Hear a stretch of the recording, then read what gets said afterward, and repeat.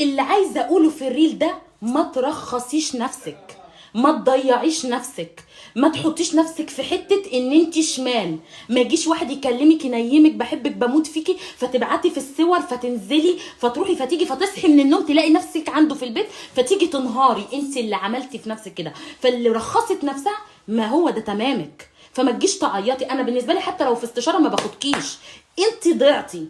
فمن الاول كده تعززي نفسك. التجاوزات ممنوعه، الخروج والدخول بدون مسمى ممنوع، شغل العربيات والبيوت والقرف اللي انت بتعمليه، لا دين ولا عادات ولا تقاليد ولا عرف ولا حاجه تقولي ان انا واحد معرفوش ما فيش بيني وبينه دبله اروح معاه حته. احنا مش في الدنمارك. فوقي لنفسك. فالشمال تمامها شمال، وان حصل وضرب الحظ معاكي مش هتعمري في جواز، بالعكس هتجيبي لنا خلفه تقرفنا وتطلع زيك. عززي نفسك عشان يجي اللي يعززك، صوني نفسك عشان يجي اللي يصونك. غير كده ما تتابعنيش. شيرولي